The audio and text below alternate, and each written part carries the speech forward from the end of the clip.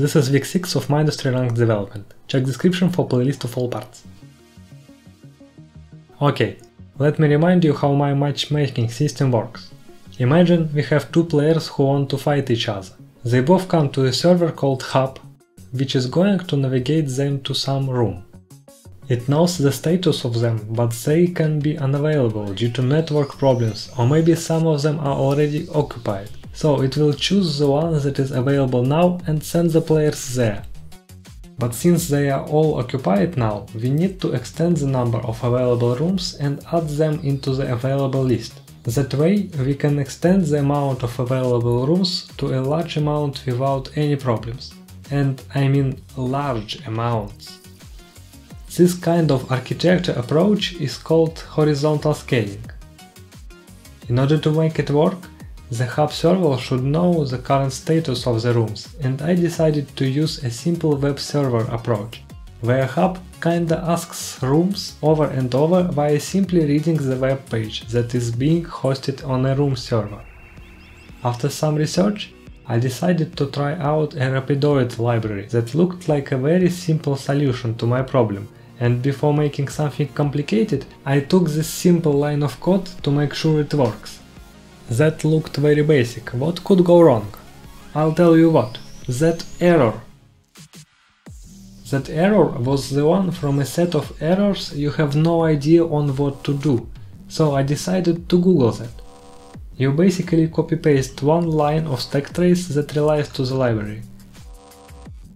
And the results were awful.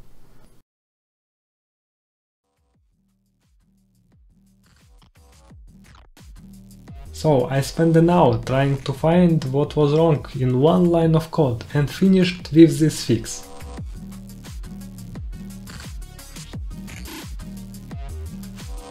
Yes, I basically replaced Rapidoid with Nano HTTP library. It requires creating additional class in order to handle HTTP requests, but at least in the end it worked for me. So, I created a handler that outputs the current status of the node in JSON format and made an additional comment to set the port where each room hosts its own status. Later, I will provide those ports into Hub when I decide to add more nodes. Let's give it a try, fix another error and finally see the result. It started, so here is how it looks like in a browser. Yay, it works. Now it was time to implement checking those statuses on the hub. I decided to make a list of rooms and check each of them with some intervals. It was not that obvious for a new framework on how to extract the value that I needed, so it took some time. Eventually it was time to start and check how it works. Hub should output the status of the room into log, and node now has the status no protocol. Wait a minute. Okay, fix that one and get connection refused, which means basically it can't access the status.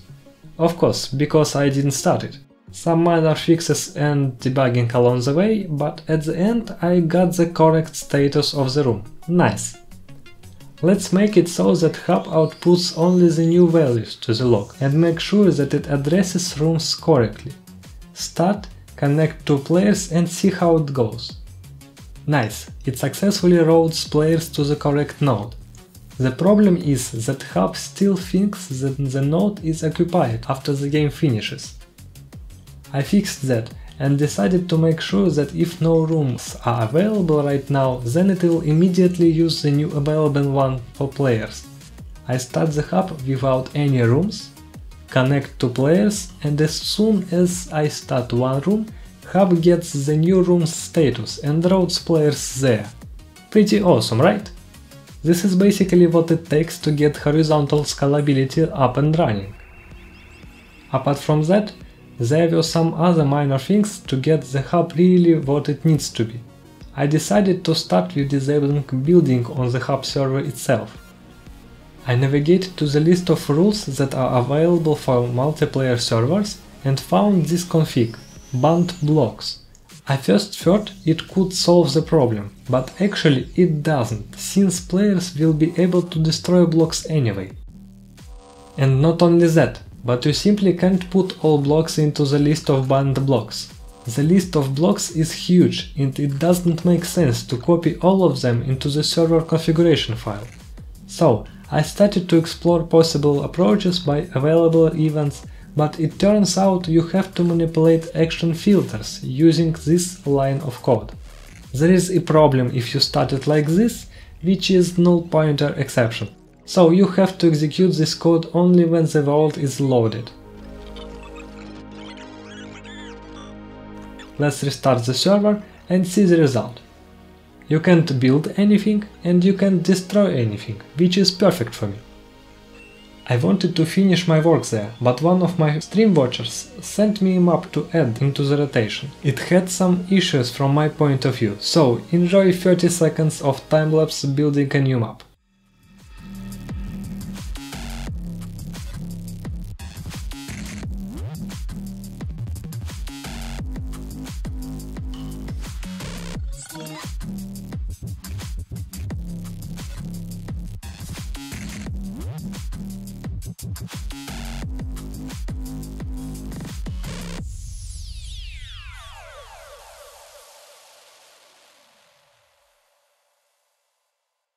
That was it. Mindustry Ranked is done in basically 6 weeks by one developer only. If you earlier thought that you can't do anything with the skills you have from watching courses online or from YouTube videos, this is literally an example of such an approach.